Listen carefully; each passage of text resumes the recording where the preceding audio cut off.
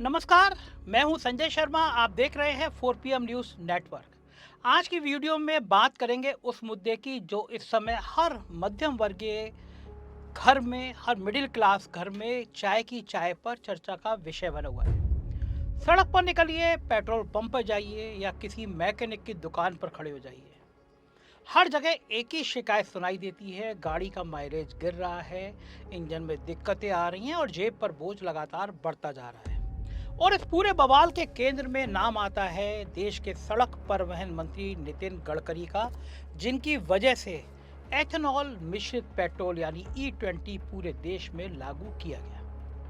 अब सवाल यह है कि आखिर यह मामला इतना बड़ा क्यों बन गया कि ये केंद्रीय मंत्री को बार बार सफाई देनी पड़ रही है, कभी टीवी इंटरव्यू में, कभी प्रेस के सामने, और अब तो उन्हें अपने परिवार की कमाई तक गिनानी पड़ रही है।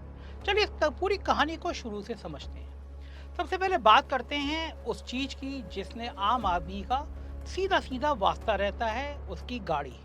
पिछले कुछ महीनों से सोशल मीडिया पर एक तरह की शिकायतों से भरी पड़ी है चीजें। लोग कह रहे हैं कि पहले जो गाड़ी 15 का माइलेज देती थी अब 10-11 पे आ गई है। कुछ लोगों का कहना है कि उनके इंजन में जंग जैसी लगने की समस्याएं आ रही हैं। फ्यूल पाइप और रबड़ के पुर्जे जल्दी खराब हो रहे हैं।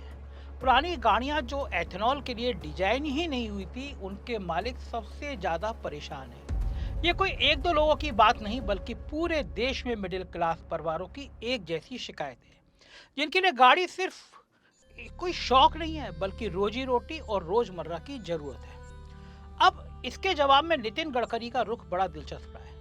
उन्होंने बार बार सार्वजनिक रूप से यह चुनौती दी है कि कोई भी एक भी ऐसी गाड़ी दिखा दे जो सिर्फ एथेनॉल मिले पेट्रोल की वजह से खराब हुई है। उनका कहना है ये पूरा मामला अफवाहों पर आधारित है और इसके पीछे सोची समझी मुहिम चलाई जा रही है ताकि एथेनॉल नीति को बदनाम किया जा सके। अरे गडकरी जी, आप मोदी सरकार के मंत्री हैं, अगर कोई चला रहा है तो पता कराइए। अब मोदी जी चलवा रहे हो तो मैं कह नहीं सकता। अब यह पहला सवाल खड़ा होता है, जब देश भर से लाखों लोग एक जैसी शिकायत कर रहे हैं तो क्या उसे सिर्फ अफवाह कहकर टाल देना काफी है? क्या सरकार का ये दायित्व नहीं बनता कि वो स्वतंत्र और पारदर्शी तरीके से जांच करवाए, जैसा मैं कह रहा हूँ, आंकड़े सामने रख के और लोगों को संतुष्ट करे? चुनौती देना आसान है, लेकिन जवाबदेही निभाना उससे कहीं ज्यादा जरूरी है। दिलचस्प बात यह है कि खुद गडकरी ने एक इंटरव्यू में यह मान लिया कि एथेनॉल की कैलोरीफिक वैल्यू पेट्रोल से कम होती है, यानी वैज्ञानिक रूप से यह तय बात है कि इससे माइलेज पर असर पड़ेगा। उन्होंने कहा कि हाईवे पर तेज रफ्तार में यह फर्क थोड़ा महसूस हो सकता है, लेकिन शहर के ट्रैफिक में कोई बहुत बड़ा फर्क नहीं पड़ता। तो एक तरफ ये दावा कि कोई गाड़ी खराब नहीं है और दूसरी तरफ ये स्वीकार कर लेना कि माइलेज पर असर पड़ता है। ये दोनों बातें साथ में रख के देखिए तो जनता के मन में भरोसे की जगह और सवाल पैदा होते हैं। अब बात करते हैं इस पूरे विवाद के सबसे संवेदनशील हिस्से की, यानी हितों के टकराव का आरोप, जिसे अंग्रेजी में कॉन्फ्लिक्ट ऑफ इंटरेस्ट कहा जाता है। विपक्ष, खास तौर पर कांग्रेस के नेता पवन खेड़ा ने प्रेस कॉन्फ्रेंस करके सीधा आरोप लगाया कि जो मंत्री खुद एथेनॉल नीति बना रहा है, उसी के परिवार की कंपनियां इस नीति से सीधा मुनाफा कमा रही हैं। उन्होंने बताया कि गडकरी के दो बेटे निखिल गडकरी और सारंग गडकरी दोनों एथेनॉल बनाने वाली कंपनियां चलाते हैं। निखिल गडकरी सियान एग्रो इंडस्ट्री नाम की कंपनी के प्रबंध निदेशक हैं, जबकि सारंग गडकरी मानस एग्रो नाम की कंपनी से जुड़े हैं। अब यहाँ आंकड़े देखिए, क्योंकि आंकड़ों की असली कहानी हम बताते हैं। मीडिया रिपोर्टों के मुताबिक सियान एग्रो का शुद्ध मुनाफा हाल के वित्तीय वर्ष में सैकड़ों प्रतिशत की छलांग लगाकर बढ़ा है। कंपनी का राजस्व भी थोड़े ही समय में कई गुना उछल गया, और ठीक उसी दौर में जब सरकार पेट्रोल में एथेनॉल का प्रतिशत बढ़ाने की नीतियां ला रही थी, उसी समय उसी तरह सारंग गडकरी की मानस एग्रो का राजस्व भी कुछ सालों में हजारों करोड़ रुपए तक पहुंच गया। शेयर बाजार में भी इस कंपनी के शेयरों में जबरदस्त उछाल देखा गया।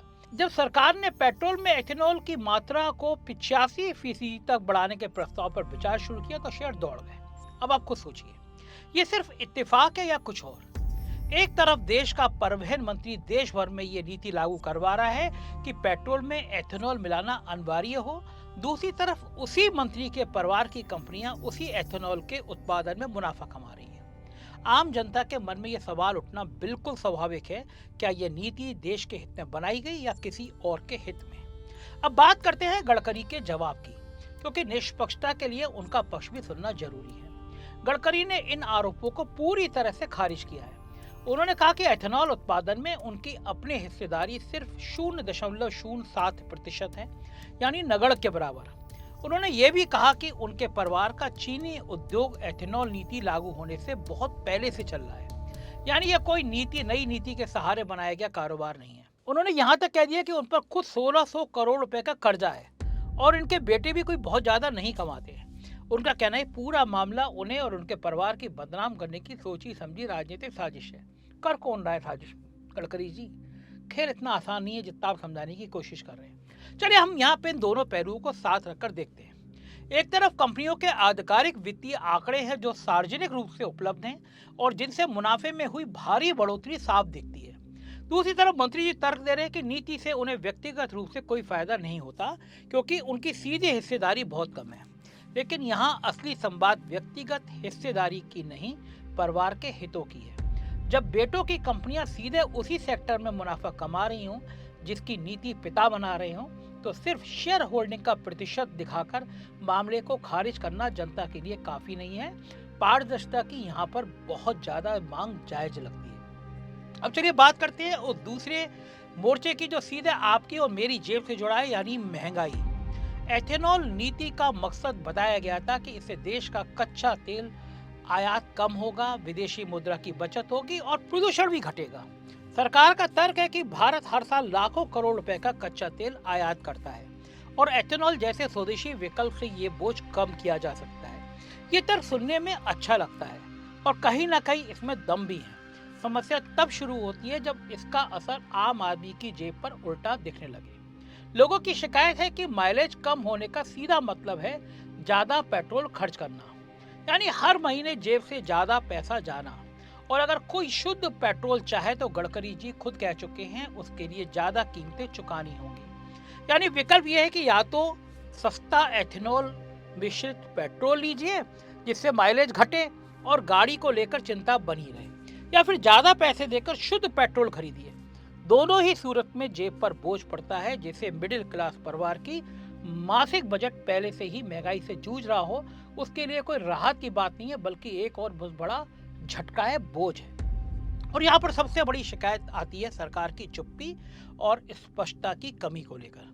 जब इतने बड़े पैमाने पर लोग शिकायत कर रहे हों, जब गाड़ियों की कंपनियां और मैकेनिक तक इस बात की पुष्टि कर रहे हों कि पुराने इंजन एथेनॉल के लिए पूरी तरह अनुकूल नहीं है, तब सरकार की तरफ से कोई ठोस वैज्ञानिक और पारदर्शी रिपोर्ट सामने क्यों नहीं आ रही?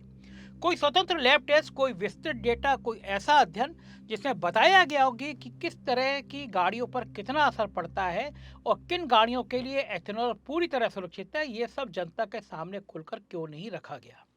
इसके बजाय जो जवाब मिलता है वो ज्यादातर बयानबाजी के स्तर पर रहता है। कभी चुनौती दी जाती है कि खराब गाड़ी दिखाओ, कभी कहा जाता है कि ये पेड कैंपेन है, कभी परिवार की आर्थिक स्थिति गिनाकर मामले को हल्का करने की कोशिश की जाती है। लेकिन आम जनता को जो चाहिए वो है भरोसा, और भरोसा बयानों से नहीं बल्कि पारदर्शी आंकड़ों और स्वतंत्र जांच से बनता है। जो सरकार खुद अपनी ही नीति पर उठ रहे सवालों का ठोस जवाब देने की बजाय आलोचकों को अफवाह फैलाने वाला या साजिश करता बताने लगे तो ये भरोसे को और कमजोर ही करता है। अब सोचिए इस पूरे मसले का एक और पहलू जिसे अक्सर नजरअंदाज कर दिया जाता है, किसानों का। एथेनॉल नीति को शुरू से ये कहकर सही ठहराया गया कि इससे किसानों को फायदा होगा, गन्ना और अनाज उगाने वाले किसानों की आमदनी बढ़ेगी। लेकिन विपक्ष का आरोप है कि हकीकत में किसानों का इससे कोई फायदा नहीं है, बहुत सीमित फायदा मिल रहा है, जबकि एथेनॉल बनाने वाली कंपनियां उनसे सस्ते दाम पर गन्ना और अनाज खरीदकर भारी मुनाफा कमा रही हैं। अगर ये आरोप सही है तो सवाल ये भी बनता है कि आखिर इस पूरी नीति से फायदा किसे मिल रहा है? किसान को, आम उपभोक्ताओं को, या फिर उन चुनिंदा कंपनियों को जो इस सेक्टर में पहले से मौजूद थी और जिन्हें नीति ने रातों रात बूस्ट दे दिया? अब एक बार फिर से पीछे मुड़कर पूरी तस्वीर को जोड़कर देखते हैं।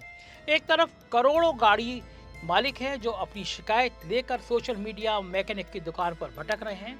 दूसरी तरफ केंद्रीय मंत्री हैं जो हर शिकायत को अफवाह और साजिश बताकर खारिज कर रहे हैं। तीसरी तरफ विपक्ष है जो ठोस वित्तीय आंकड़ों के सहारे हितों के टकराव का आरोप लगा रहा है। और चौथी तरफ आम मिडिल क्लास परिवार है जो ना तो नीति की बारीकियां समझने की स्थिति में है और ना ही उसके पास इतना समय है कि वो इस रिपोर्ट को खंगाले, हर रिपोर्ट को चेक करे। उसे बस इतना दिखता है कि उसकी गाड़ी पहले से ज्यादा परेशान कर रही है, उसका खर्चा बढ़ रहा है और जब वो सवाल पूछता है जवाब में उसे या तो चुनौती मिलती है या चुप्पी। ये वही वजह है कि ये मुद्दा सिर्फ एक तकनीकी बहस नहीं रह गया, बल्कि ये भरोसे और जवाबदेही का सवाल बन गया है। लोकतंत्र में जब कोई नीति सीधे सीधे आम आदमी की जेब और उसकी रोजमर्रा की जिंदगी को प्रभावित करती है, तो उस नीति को लेकर सरकार की जिम्मेदारी और बढ़ जाती है कि वो हर सवाल का पारदर्शी जवाब दे। सिर्फ ये कह देना कि आंकड़े झूठ है या ये कह देना कि विरोधी राजनीति साजिश कर रहे हैं समस्या का समाधान नहीं है। असली समाधान है कि स्वतंत्र जांच, सार्वजनिक आंकड़े और ऐसी नीति जिससे आम आदमी के हितों को, परिवार को या किसी कंपनी के ऊपर रखा जाए। ये भी समझना जरूरी है कि विज्ञान और नीति निर्माण में ये आम बात है कि किसी बदलाव के फायदे और नुकसान दोनों होते हैं। एथेनॉल मिश्रण से प्रदूषण घटाने और आयात बिल कम करने का तर्क पूरी तरह से गलत नहीं है। कई देशों में इस तरह का मॉडल काम कर रहा है, लेकिन किसी भी नीति को लागू करते समय सबसे जरूरी होता है कि नागरिकों का भरोसे में लेना, ये बताना कि किन गाड़ियों पर कितना असर पड़ेगा, पुराने वाहनों के लिए क्या विकल्प होंगे और क्या सच में कोई नुकसान हो रहा है या उसकी भरपाई कैसे होगी। ये सारी जानकारी साफ साफ रखी जानी चाहिए, ना कि सिर्फ चुनौतियां और बयानबाजी के सहारे मामले को दबाया जाना चाहिए। तो कुल मिलाकर स्थिति यह है कि जनता परेशान है, विपक्ष के पास ठोस आंकड़े हैं जो हितों के टकराव की तरफ इशारा करते हैं और मंत्री का जवाब ज्यादातर खंडन और जवाबों सवालों तक सीमित है। जब तक कोई स्वतंत्र, पारदर्शी और वैज्ञानिक जांच सामने नहीं आती, तब तक ये भरोसे का संकट बना रहेगा। और आखिर में ये भी याद रखना जरूरी है, ये सिर्फ एक राजनीतिक बहस नहीं है, बल्कि करोड़ों आम भारतीय परिवारों की जेब और भरोसे का सवाल है, जिन्हें रोज सुबह अपनी गाड़ी में पेट्रोल भरवाना है, चाहे नीति कोई भी। आपकी इस मुद्दे पर क्या राय है, कमेंट में जरूर बताइए। क्या ये सिर्फ अफवाह है या फिर वाकई में एक गंभीर हितों के टकराव का मामला है जिसकी निष्पक्ष जांच होनी चाहिए। वीडियो पसंद आई हो तो लाइक और शेयर करना ना भूलें और मुझे जवाब जरूर दीजिए। चैनल को सब्सक्राइब और ज्वाइन कर लीजिए। शुक्रिया। Thank you.